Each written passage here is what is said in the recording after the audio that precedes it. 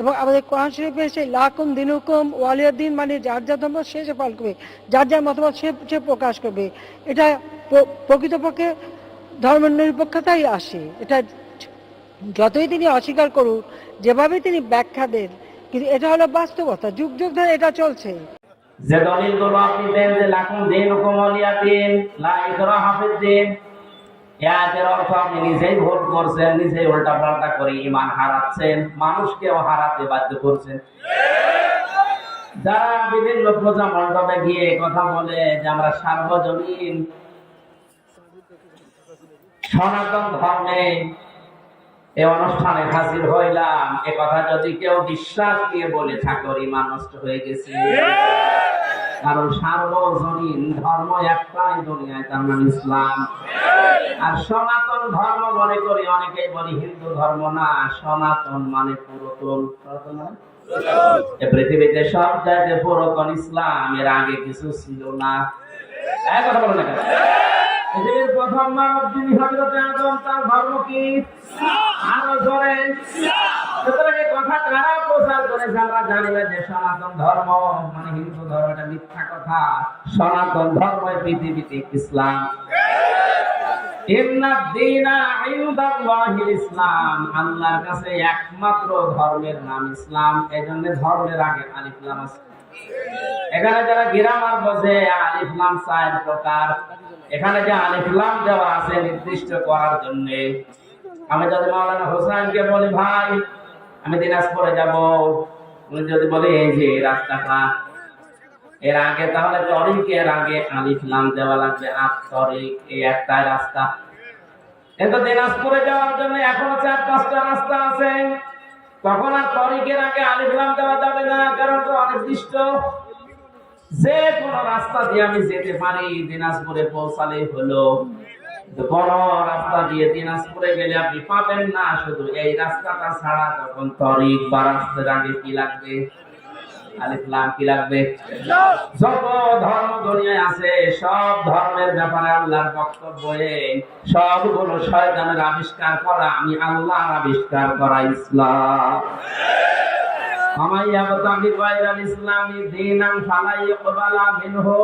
ইসলাম বাদ দিয়ে অন্য কোন ধর্ম নিয়ে, অন্য কোন জীবন ব্যবস্থা নিয়ে কেউ যদি আল্লাহকে রাজি করতে চায়, ওর জীবনের কোনো কিছু আল্লাহ কবুল করছে না, করবে না। তাহলে আয়াতগুলো দ্বারা কি প্রমাণ হয়? সব ধর্ম সমান। আরো জোরে। অনেকে এখন ফতোয়া বের করছে যে আমরা উদারতা দেখাতে গিয়ে বলি আপনি কি আল্লাহর সাথে বেশি উদার। আশা করছে এটা যারা ভুল বুঝে হোক আর জেনে শুনে হোক ষড়যন্ত্র করে বলছে, আপনার ঈমান ভেঙে গেছে।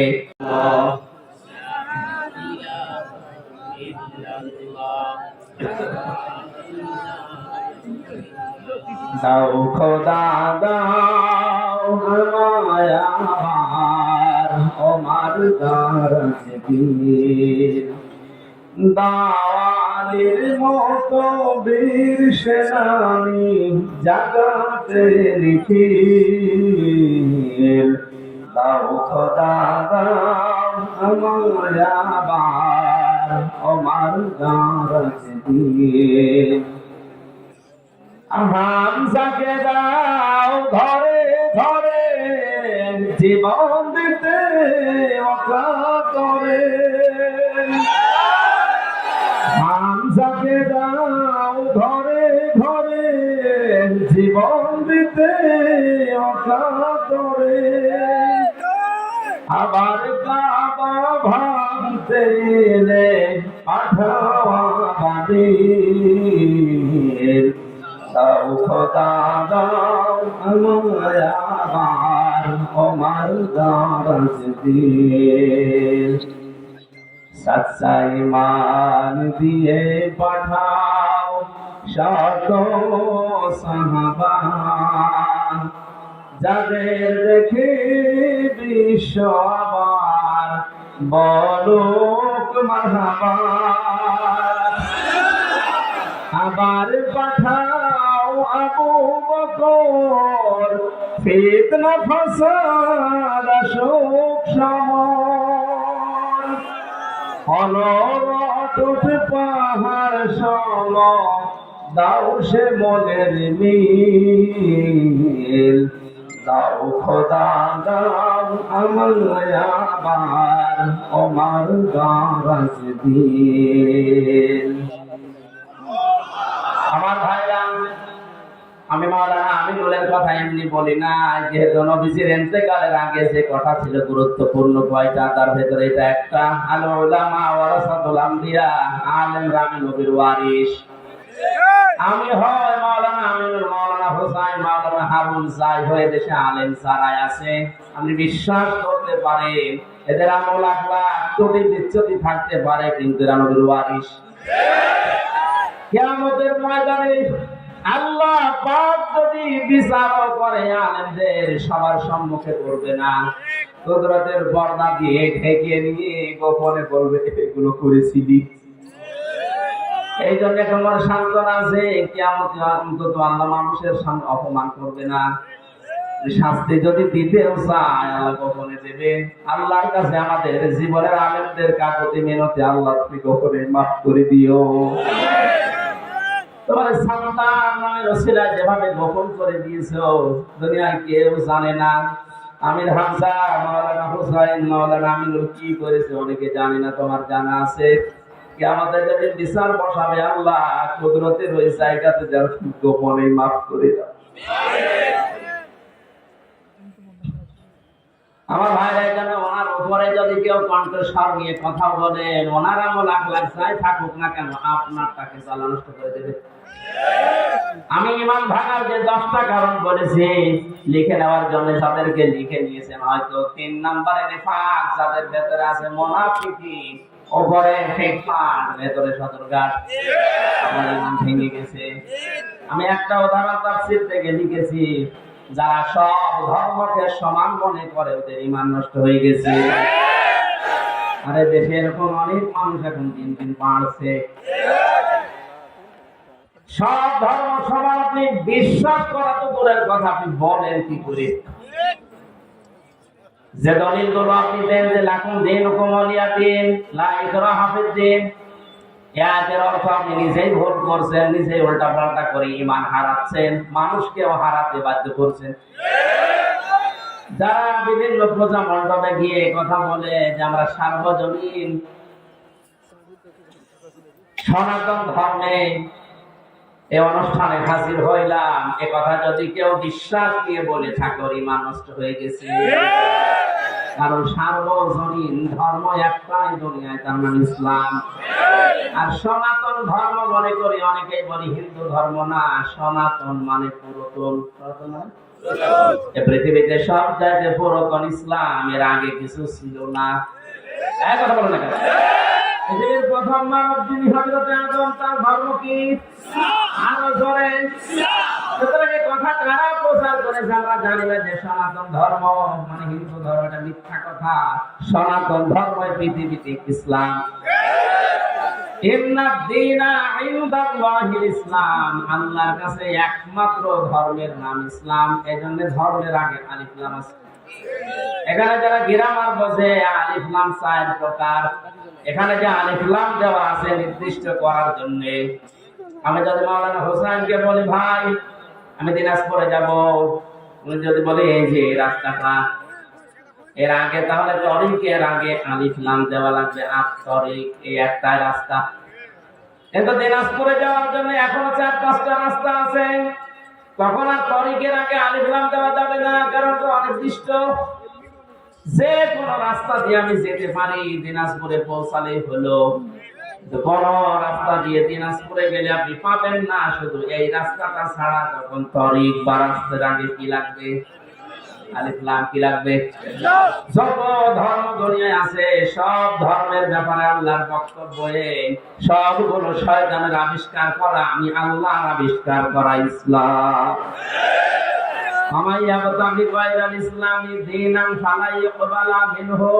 ইসলাম বাদ দিয়ে অন্য কোন ধর্ম নিয়ে, অন্য কোন জীবন ব্যবস্থা নিয়ে কেউ যদি আল্লাহকে রাজি করতে চায়, ওর জীবনের কোনো কিছু আল্লাহ কবুল করছে না, করবে না।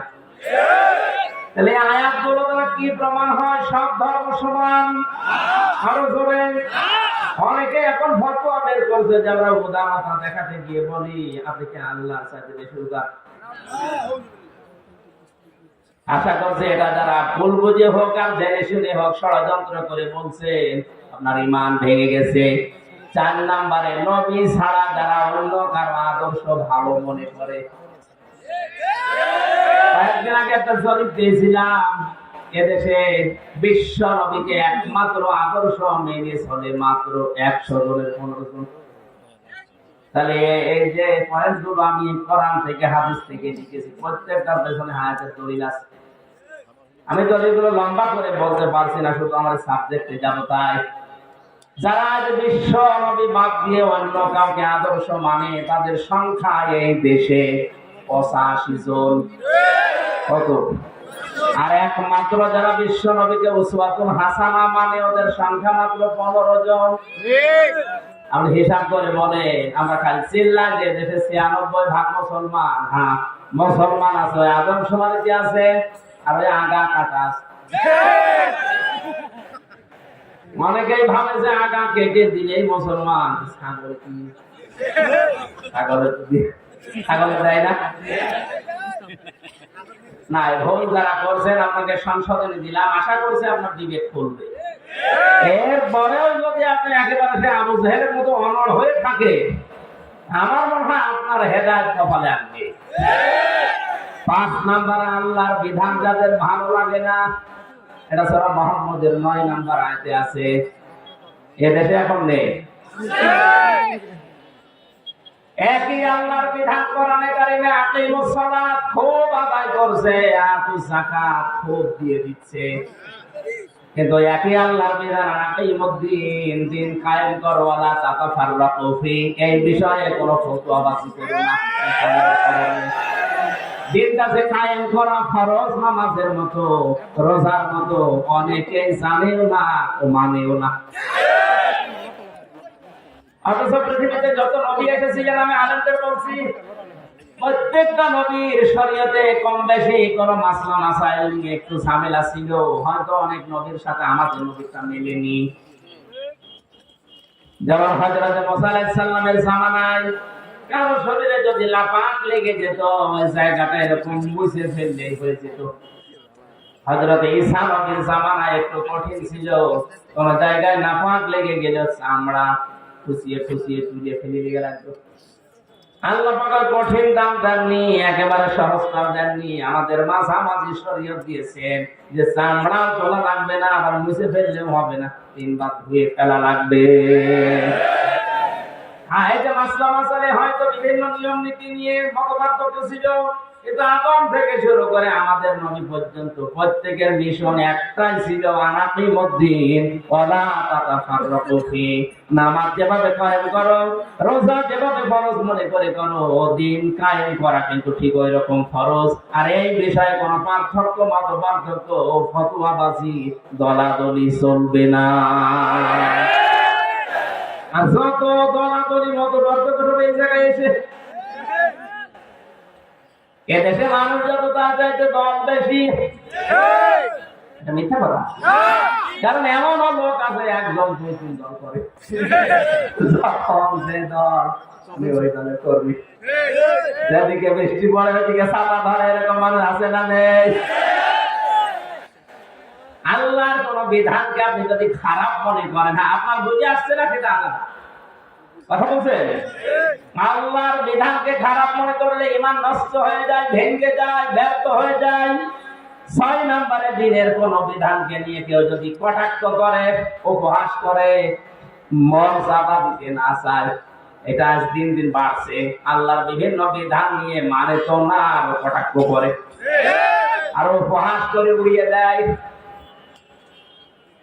আমি একটা উদাহরণ দিচ্ছি আল্লাহর কোরআন থেকে, একটু খেয়াল করে শোনেন। কোরআনের কোন আয়াত বোঝার জন্য কেউ যদি চেষ্টা করে, তার কিন্তু 500 রাকাত নফল নামাজের সওয়াব।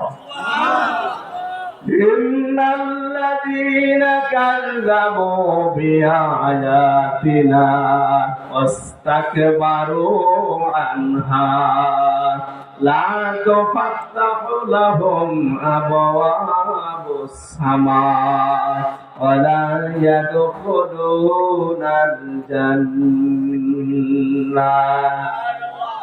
আল্লাহ পাক বলেন, হে নবী, নিশ্চয় যারা আমি আল্লাহর আয়াতকে অবিশ্বাস করে, মিথ্যা মনে করে, আর যখন আমার আয়াত দিয়ে ওয়াজ করা হয়, তাফসীর করা হয়, ব্যাখ্যা করা হয়, সতর্ক করা হয়, ও মানুষ সতর্ক না হয়ে অহংকার করে আর উঠে চলে যায়। ওয়াস্তাকবারু আনহা, ইস্তিকবার করে, অহংকার করে, দাম্ভিকতা দেখিয়ে মুখ ফিরিয়ে চলে যায়।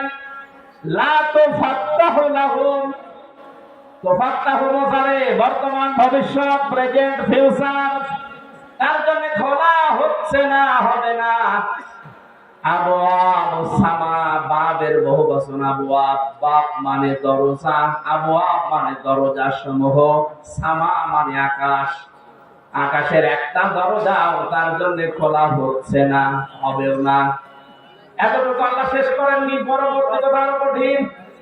ওয়ালা ইয়াদখুলুনাল জান্নাহ, ওরা জান্নাতে যাচ্ছে না, যাবে না। আপনি হিসাব করছেন পেছনের হাত দিয়ে। আর যারা আল্লাহর আয়াতকে অবিশ্বাস করেন, কটাক্ষ করেন, মিথ্যা মনে করেন, অহংকার করে মুখ ফিরিয়ে চলে যান, আপনার কিন্তু জীবনের বড় ক্ষতি দুইটা। আকাশের দরজা সব সময় আপনার জন্য বন্ধ, আপনার আমল উঠা বন্ধ হয়ে গেছে। 2 নাম্বার, আপনি জান্নাতে কোনোদিন যাচ্ছেন না, যাবেনও না। আল্লাহ একটা উদাহরণ দিচ্ছেন, হাত্তা ইয়ালিজাল জামালু ফি সামিল খিয়াত। হাত্তা মানে যতক্ষণ পর্যন্ত, ইয়ালিজা মানে প্রবেশ করা, যতক্ষণ পর্যন্ত প্রবেশ না করে সূচের ওই ছিদ্র দিয়ে উট, তার মানে সূচের ছিদ্র দিয়ে উট প্রবেশ করা যেরকম অসম্ভব, ওই মানুষগুলোর আল্লাহর জান্নাতে যাওয়া ওই রকম অসম্ভব। আল্লাহ উদাহরণটা দিয়ে জানিয়েছেন, বান্দা তোর জন্য আমার জান্নাতে যাওয়া সম্ভব না। সুতরাং আল্লাহর আয়াত নিয়ে যারা কটূক্তি করছে, তারা থামেন, আপনার জন্য জান্নাতে যাওয়া সূচের ছিদ্র দিয়ে উট যাওয়ার মতো কঠিন। আল্লাহ শেষ করে দিলে হয়তো আমি করতাম না, এর পরবর্তী কথা আরো কঠিন। ওয়াকাযালিকা নাজিজিল মুজরিমিন, আল্লাহ বলেন এইভাবে করে আমি পাপিষ্ঠদেরকে শাস্তি দেব। লাহুম মিন জাহান্নামা মিহাদু ওয়া মিন ফাওকিহিম গাওয়াশ ওয়াকাযালিকা নাজিজিল যালিমিন। এই যে মানুষগুলো যারা আল্লাহর আয়াত নিয়ে, আল্লাহর কোরআন নিয়ে, আল্লাহর বিধান নিয়ে কটূক্তি করে, উপহাস করে, এরা নামাজ পড়তে পারে, রোজা রাখতে পারে, দাড়ি রাখতে পারে, মারা যাওয়ার সঙ্গে সঙ্গে আমি আল্লাহ কবরটা জাহান্নাম বানিয়ে দেব। আল্লাহ শুধু এতটুকুই জাননি, আল্লাহ এর পরবর্তী শব্দের দিকে খেয়াল করেন, মিহাদু মিন ফাওকিহিম গাওয়াশ, ওদের কবরের ভেতরে রাখার সঙ্গে সঙ্গে পেছনে নিচে যে বিছানাটা, এটা হয়ে যাবে আগুনের বিছানা, উপরে দেওয়া হবে আগুনের চাদর। জোরে বলেন নাউজুবিল্লাহ। এই আয়াতটা আমার চোখের সামনে যখন আসে, আমি দেখতে পাই দেশে অনেকেই এখন এই আয়াতে শামিল। অথচ এরকম মানুষ মারা গেলে আমরা অনেকে উপরে ফুল দিয়ে রাখি। কথা বলে দেখেন, সারা জীবন যে আল্লাহর আয়াতকে উপহাস করে, ঠাট্টা করে, আল্লাহর বিধানকে যার পছন্দ হয় না, এই মানুষটা মারা গেলে উপরে ফুল কেন, 2 তলা বিল্ডিং কেন, 15 তলা বিল্ডিং বানিয়েও কাজ নেই। কারণ আল্লাহ নিজে ওরে জাহান্নামের চাদরের বিছানা দেবে, জাহান্নামের চাদর দিয়ে ঢেকে দেবে। জোরে বলেন নাউজুবিল্লাহ। আমার ভাইরা, এটা ঈমান যেন আপনার ভেঙে না যায়, সতর্ক থাকবেন। 7 নম্বরে যারা চাঁদোপার, এদের ঈমান ভেঙে যায়, এলাকায় মনে হয় নেই। 8 নম্বরে মুসলমানদের বিরুদ্ধে যারা ষড়যন্ত্র করে, এটা এখন বেশি। কথা বলেন না কেন? মুসলমানদের বিরুদ্ধে, মানুষের বিরুদ্ধে না, মুসলমানদের বিরুদ্ধে যারা ষড়যন্ত্র করে, এই লোকটার ঈমান ভেঙে যায়। মান সালিমাল মুসলিমুনা মিন লিসানিহি ওয়া ইয়াদিহি, ওই লোকটা আসল মুসলমান, যার হাত থেকে মুখ থেকে মানুষেরা নিরাপত্তা পায়। ঠিক আছে? না, না, ঠিক না।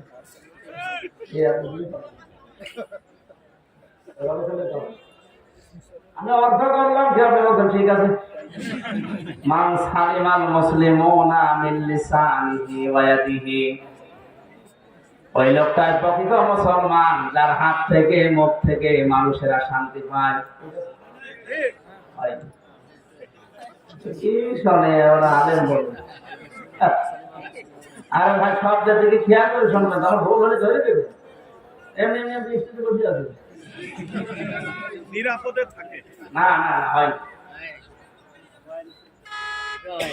এখানে কিন্তু এই জন্যই তাফসীর মাহফিলে আসার আগে সূক্ষ্ম কিছু শব্দ যেগুলো ক্লাসে পাওয়া যায় না, এই শব্দগুলো গবেষণা করে বের করা লাগে। কোন মানুষ যদি মানুষ হয়ে মানুষের উপরে জুলুম করে, তার বিরুদ্ধে কিন্তু আল্লাহর মামলা আছে, এটা আলাদা বিষয়। সূরা শুরা 42 নম্বর আয়াতে আল্লাহ দলিল দিয়েছেন, ইন্নামাস সাবিলু আলাল্লাযিনা ইয়াযলিমুনান নাস।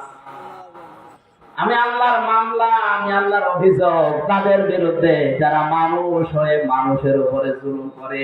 আল্লাহ এখানে ইয়াজলিমুনাল মুসলিমুনা দেয়নি, দিয়েছে ইয়াজলিমুনান। বলেন বলেন, হিন্দু কি মানুষ না? খ্রিস্টান, ইহুদি, তাহলে মানুষ পদবাচ্যে যারা বিবেচিত, সে যে ধর্মের হোক, ওর উপরে কেউ যদি জুলুম করে, তার অধিকার নষ্ট করে, তার বিরুদ্ধে মামলা কার, এটা আলাদা বিষয়। কিন্তু এখানে আল্লাহর নবী নাস শব্দ দেননি, দিয়েছেন মুসলিমুনা। কি দিয়েছে? আমি এইটা বোঝানোর জন্য বলছিলাম, ওই লোকটা আল্লাহর কাছে প্রকৃত মুসলিম, যার হাতের দ্বারা আর মুখের দ্বারা মুসলমানেরা নিরাপত্তা পায়। আপনি কেমন মুসলমান? আপনার হাতের দ্বারা আর মুখের দ্বারা মুসলমানেরা শান্তিতে থাকে না, আরো আতঙ্কে থাকে।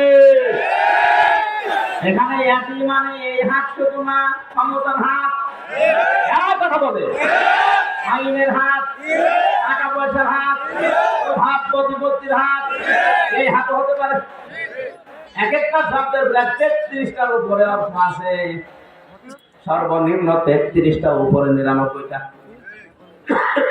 যেখানে যে শব্দটা খাটবে অ্যাপ্রোপ্রিয়েট ভাবে ওইটা ওই জায়গায় আপনাকে লাগানো লাগবে। এই জন্য তাফসীর করতে গেলে এক শব্দের একাধিক অর্থ আপনার জানা থাকতে হয়। আর একটা শব্দের একটা অর্থ জেনে যদি শুরু করতে চান, আপনি পড়তে ফেলবেন।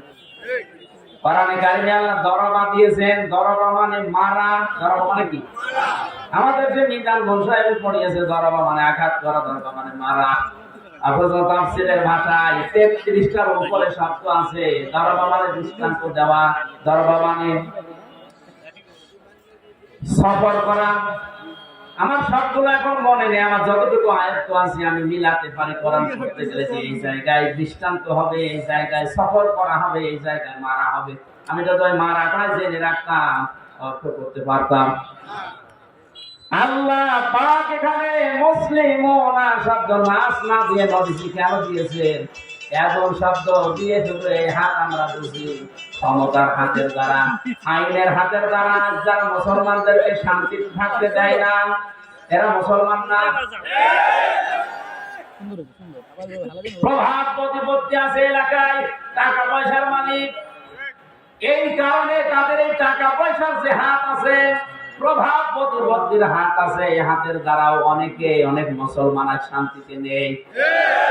অনেক মুসলমানের প্রভাব প্রতিপত্তি আছে, জোর করে মসজিদের সভাপতি হয়ে বসে আছে, না দিলে আবার রাগ করে। এটা একটু বেশি হয়ে গেল। হ্যাঁ, মসজিদের সভাপতি হওয়ার জন্য কমপক্ষে 5টা গোল লাগে। কয়টা? না ভাই, আমার এই ওয়াজ করার দরকার নেই। অনেক সভাপতি হিসেবে দরকার নেই, আমি ছেড়ে দিলাম। আপনি ছেড়ে দিলে অসুবিধা নেই। এখন যারা সংসদ সদস্য কয়েকদিন আগে থেকে আওয়াজ তুলেছে, বাংলাদেশেও কলকাতা আর মমতার মতো এই দেশে ইমাম আর মুয়াজ্জিনদের সরকারি ভাবে বেতন দেওয়া লাগবে। হ্যাঁ, তাদের পক্ষে আমাদের এই সংসদ সদস্য যিনি পিরোজপুরের, উনি বলেছে তার পক্ষে আছে মানে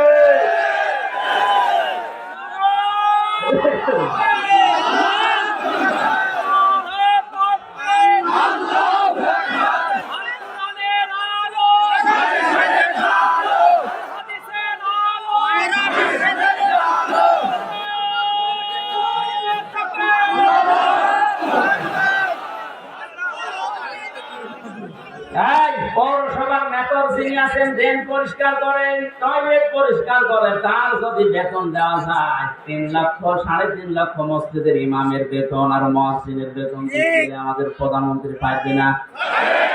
564টা মডেল মসজিদ বানিয়েছে, এখানে যদি বেতন দিতে পারে ইমাম মুয়াজ্জিনের, 3.5 লাখ মসজিদের ইমাম মুয়াজ্জিনের বেতনও দিতে পারবে। সে কলিজা তার আছে, আর কলিজা না থাকলে 10.5 লাখ 12 লাখের উপরে টাকা কত মানুষকে আশ্রয় দিয়েছে। চীন এত বড় রাষ্ট্র, একটা মানুষও নেয়নি। এক কথা বলছে না। আর সমালোচনা আলোচনা তার বিরুদ্ধে পক্ষে বিপক্ষে আছে, কিন্তু তার কয়েকটা কাজ কিন্তু খুব ভালো। বিশেষ করে একটি খামার একটি বাড়ি, এই প্রকল্পের মাধ্যমে অনেকে আজ একটা কর্মজীবন পেয়েছে, একটা মাথা গোঁজা ঠাঁই পেয়েছে। প্রধানমন্ত্রীর জীবনে কিছু যদি আল্লাহর ভালো না লাগে, এই কাজটা ভালো হবে, কারণ এটা কোরআনে কারিমের সূরা মুদ্দাসসির থেকে নেওয়া। হে নবী, আপনি মিসকিনদেরকে খাবার দেবেন, যারা দেয় না তারা মুসলমান দাবি করলেও জাহান্নামে যাবে। সুতরাং শুধু নিজে খেয়ে পরে বাঁচবেন, এতিম মিসকিন অসহায় মানুষের খবর রাখবেন না, আপনি জান্নাতে যেতে পারেন না। উনি হয়তো এই আয়াত থেকে এই শিক্ষাটা নেওয়ার জন্য একটি খামার একটি বাড়ি প্রকল্প চালু করেছিল। দুর্নীতি হয়েছে, হয়তো অনেকে একটি খামার একটি বাড়ি বানাতে গিয়ে মাসের বদলে রড দিয়েছে, আমরা জানি। যারা দায়িত্ব পেয়েছিল ওরা 2 নাম্বারে করলে উনি ওখানে টাকা দিতে পারবে কি? সুতরাং এই কাজটা যেন আল্লাহ কবুল করেন। লক্ষ লক্ষ মানুষের মাথা গোজার মতো একটা ঠাঁই হয়েছে, একটা কর্মসংস্থান তৈরি হয়েছে। জোরে বলেন সুবহানাল্লাহ। আমি কিন্তু শিক্ষা দেওয়ার জন্য যে জায়গায় ছিলাম ওখানে ফিরে যাচ্ছি। যে মানুষগুলো কাউকে মুসলমানদের বিরুদ্ধে ষড়যন্ত্রে লাগিয়ে দেয়, এই লোকটার মুসলমান থাকে না, ঈমান ভেঙে যায়। 9 নম্বরে কাউকে যদি কেউ ইসলামের ঊর্ধ্বে মনে করে, পরিমাণ নষ্ট হয়ে যায়। আমি এই শব্দটা আর বলবো না। কাউকে আপনি ইসলামের ঊর্ধ্বে মনে করতে পারবেন না, এমনকি নবীজিও না। কারণ নবীজি ইসলামের প্রচারক ছিলেন, ইসলামের খাদেম ছিলেন।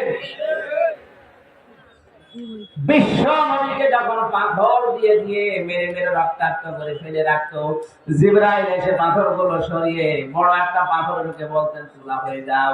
তোলার মতো নরম করে ওখানে যখন শুয়ে দিতেন, জিবরাইলকে নবীজি বলে, ভাই আমার কি কাজ? নবীজিকে আল্লাহ শুনিয়েছেন, ফেরেশতা বলে দাও যে দিনের জন্য নবীকে পাঠিয়েছি ওই দিনের জন্য মার খেয়েছে। সকাল বেলা থেকে মুহাম্মদ রাসূলুল্লাহর ওই দিনের প্রচার করাই কাজ। দিনের মর্যাদা কত বেশি ইসলামের। এজন্য ইসলামের ঊর্ধ্বে কাউকে মনে করা যাবে না, সে যেই হোক। কথা বুঝতেছে? আমার কাছে আগে ইসলাম, আমি মুসলিম হিসাবে, এরপরে অন্য কিছু। 10 নম্বরে ইসলামের কোন বিধানকে যারা ঘৃণা করে, এটা সূরা সেজদার 22 নম্বর আয়াতের ব্যাখ্যায় পাবেন। তাহলে আমি বলছিলাম দুনিয়াতে অনেক কিছু আছে যেগুলো করলে হয় না, ভেঙে নষ্ট হয়ে যায়। এই পৃথিবীতে শয়তানের যে বন্ধু, এই বন্ধু কিন্তু ভেঙে যায়। শয়তানের সাথে যারা বন্ধুত্ব করে, এই বন্ধুত্ব ভেঙে ফেলার বুদ্ধি আছে। আমরা যারা শয়তানের সাথে বন্ধুত্ব করলাম, এই যে অপচয় করে, অশ্লীলতা ছড়ায়, যৌনতা ছড়ায়, নবীদের, তার মানে নবীর ওয়ারিসদের মুখের উপরে জোরে কথা বলে, আল্লাহর পথে চলতে বাধা দেয়, এগুলো সব শয়তানের কাজ। কার কাজ? আল্লাহ আমাদেরকে হেফাজত করুন, বলেন আমিন। সূরা জুমার মাত্র 2টা আয়াত পড়েছিলাম। এমন গুরুত্বপূর্ণ বিষয় আল্লাহ আয়াতের ভেতরে দিয়েছেন, তো খেয়াল করে তাফসীর আকারে শোনেন। ইয়া আইয়ুহাল্লাযীনা আমানু ইযা নুদিয়া লিস-সালাহ। আল্লাহ পাক বলেন, ঈমানদারেরা, যেদিন আযান দেওয়া হয়, ইলা ইয়াউমিল জুমআহ, ইযা নুদিয়া লিস-সালাতি মিন ইয়াউমিল জুমআহ, জুমার দিন যখন আযান দেওয়া হয়, ডাকা হয়, আহ্বান করা হয়, ঘোষণা দেওয়া হয়, ফাসাউ ইলা যিকিরিল্লাহ, তোমরা আল্লাহর জিকিরের দিকে, নামাজের দিকে দৌড়াও। কে বলছে? আরো জোরে বলেন। ওয়াজারুল বাই, দুনিয়ার সব বেচা কিনা কাজ কারবার বন্ধ করে দাও। যালিকুম খায়রুল লাকুম ইন কুনতুম তা'লামুন, এইটাই ভালো কাজ, এইটা যদি তোমরা বুঝে থাকো। এবার আসেন তাদের বাস্তব ব্যাখ্যা কি। আল্লাহ পাক শব্দটা দিয়েছেন ইদানু দিয়া লিসসালাতি মিন ইয়াউমিল জুমআতি ফাসআউ ইলা যিকরিল্লাহ, যখন আযান হয়ে যাবে সব কাজ কাম বন্ধ করে দিয়ে দৌড়াও নামাজের দিকে। কিসের দিকে? আরো জোরে বলেন। আর আমরা হাদিস শুনেছি এতদিন যে নবীজি জানিয়েছেন কেউ যেন নামাজের জন্য দৌড়িয়ে মসজিদে যাবা না। শুনেছি মানে এটাই সঠিক হাদিস। মুসলিম শরীফের হাদিস হচ্ছে কেউ যেন মসজিদে দৌড়িয়ে যাবার নামাজ পড়ার জন্য। ফজরের নামাজে নবীজি নামাজ আদায় করছেন, নামাজের ভেতরে ধপ ধপ করে কিছু আওয়াজ শুনলেন।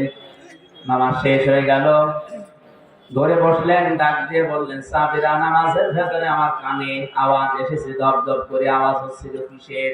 সাহাবীরা বলে হুজুর আমরা ফজরে টের পেয়েছি দেরিতে, জলদি করে ওযু করে মসজিদে আমরা অনেকেই দৌড়িয়ে এসে জামাত ধরেছি।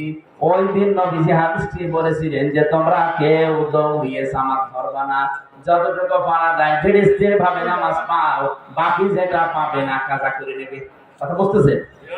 তাহলে আয়াতের সাথে নবীর কথার কোনো মিল নেই। হ্যাঁ আছে।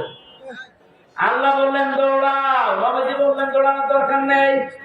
আল্লাহ দৌড়াতে বলেছেন এই কারণে আপনার জানা নামাজ গুরুত্ব দিয়ে যখন দুনিয়াতে নামাজের সিস্টেম চালু হয়ে যাবে, আযান হয়ে যাবে, সব কাজ আপনার জন্য এখন বন্ধ।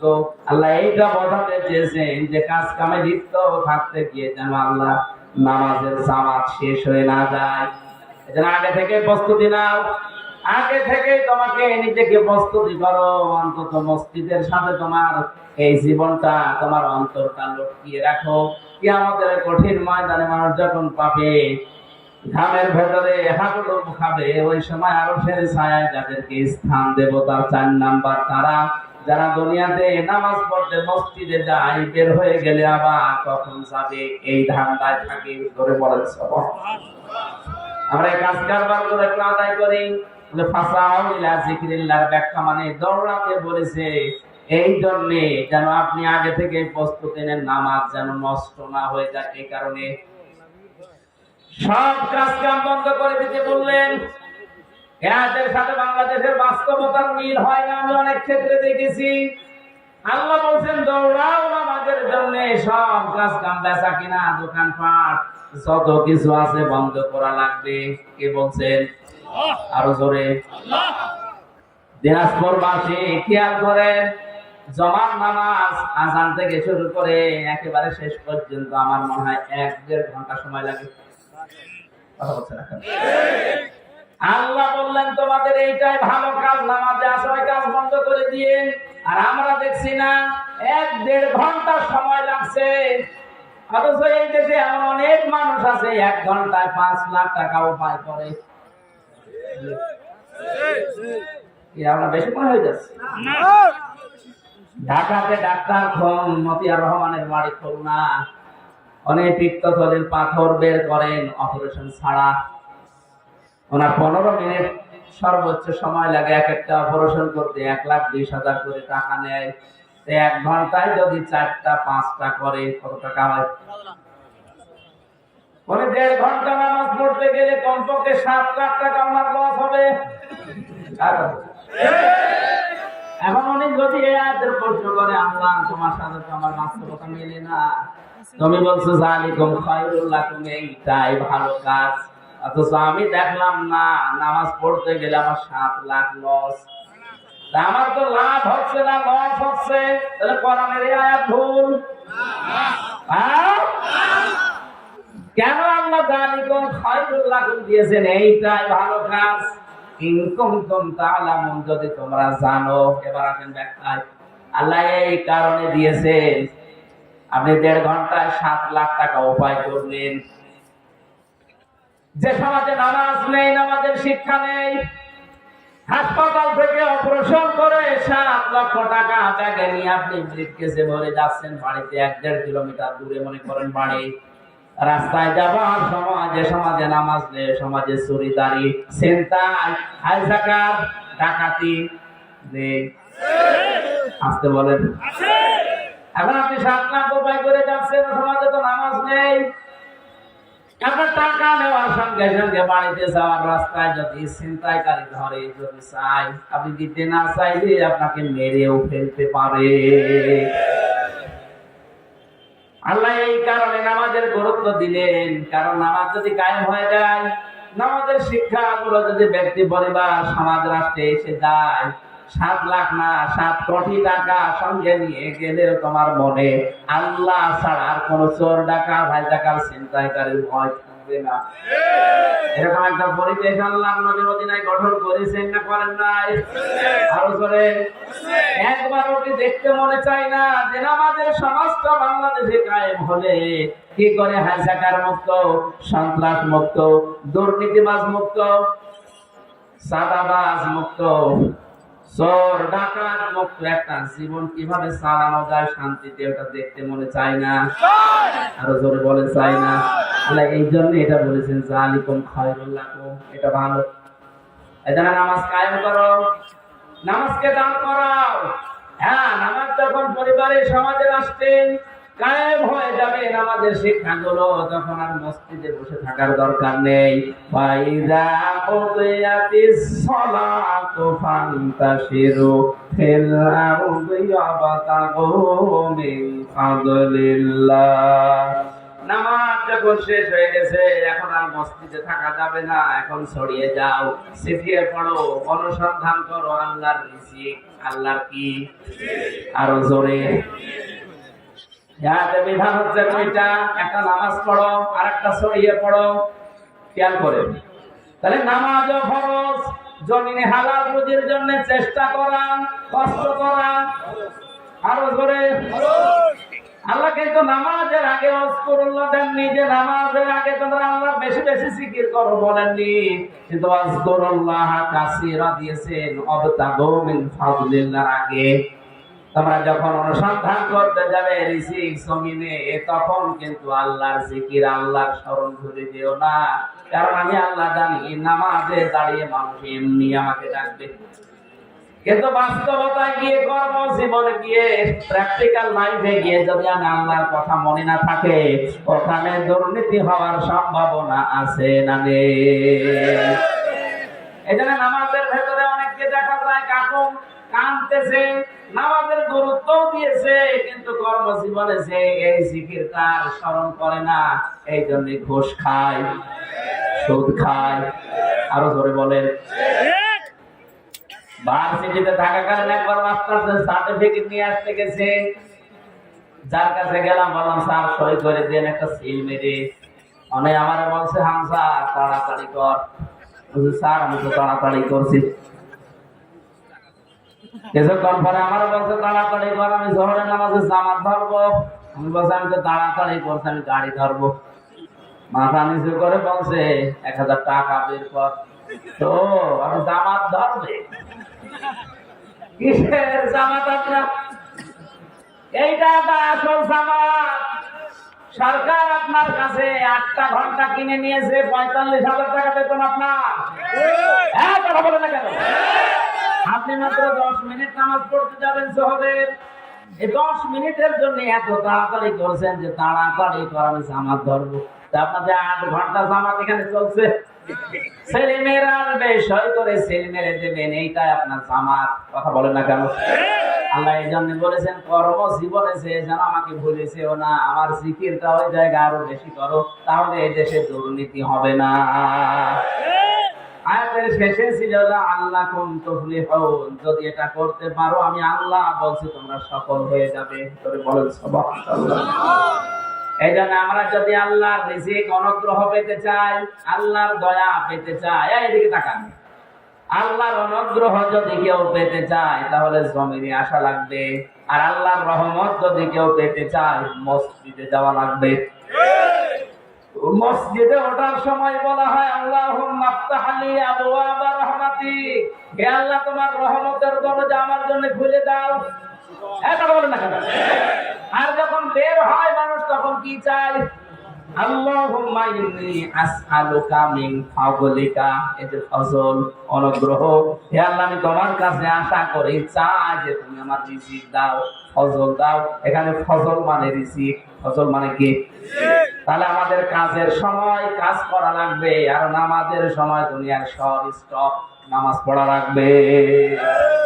এখন থেকে সিদ্ধান্ত নিয়ে যান, যত কঠিন পরিস্থিতি তৈরি হোক না কেন, ফরজ নামাজ আমি জীবনে আর ছেড়ে দেব না। হ্যাঁ, আমি আর যাই করি না কেন, ফরজ নামাজ, নামাজ শেষ হয়ে গেলে মসজিদে আর বসেও থাকবো না, কারণ আল্লাহর নির্দেশ ফান্তাশিরু ফিল আরদি ওয়াবতাগু মিন ফাদলিল্লাহ। নামাজ শেষ হয়ে গেছে, এখন জমিনে ছড়িয়ে পড়ো, এই নির্দেশ কার? নবীজি জানিয়েছেন আল কাসিবু হাবিবুল্লাহ, যারা কাজ করে খায় জমিনে এরা সাধারণ মানুষ নয়, আল্লাহর বন্ধু। আমরা আল্লাহর বন্ধু খোঁজার জন্য সেই চট্টগ্রামে যাই, বরিশালে যাই, সিলেটে যাই, ফরিদপুরে যাই। কে বলেছে ওগুলো আল্লাহর বন্ধু? যারা কাজ করে খায় না, বসে বসে খায়, ওগুলো আল্লাহর শত্রু। আল কাসিবু হাবিবুল্লাহ, যারা উপার্জন করে খায়, কাজ করে খায়, এরা কার বন্ধু? এই কাজটা যত ছোট হোক কোনো অসুবিধা নেই। এই যে মাইকটা নিয়েছে যারা, এরাও কাজ করে খায়, রাস্তা ঝাড়ু দেয়, এরাও কাজ করে খায়। এখানে আয়াতের শিক্ষা হচ্ছে নামাজের সময় হয়ে গেলে দুনিয়ার সব আমার কাছ থেকে মাইনাস হয়ে যাবে। নামাজের সময় হয়ে গেলে দুনিয়া বলে আমার আর কিছু নেই, আমার এখন আল্লাহর বিধান সামনে, নামাজ শেষ, এখন আমাকে যাওয়া লাগবে কর্মজীবনে রিজিক তালাশ করার জন্য। না, বলা বেশি কথা বলি। আপনারা এই দাম্পত্য জীবনের সমস্যা এবং সমাধান, নারীদের জন্য পুরুষের জন্য, দুইটা বই আমি জেলখানায় টুকে টুকে রেখেছিলাম, বাইরে এসে লিখেছি। একটা আছে মেয়েদের জন্য আছে, আপনারা কিনে মেয়েদেরকে পড়াবেন, অনেক উপকার হবে।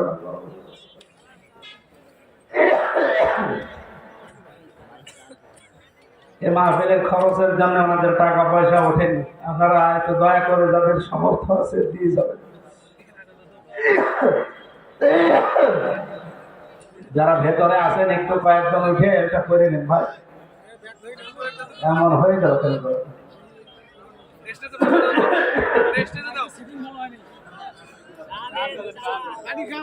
মনাজাতটা শেষ করে যে ভাই আমি অসুস্থ, মুসাফির এবং মাজলুম অবস্থায় আছে।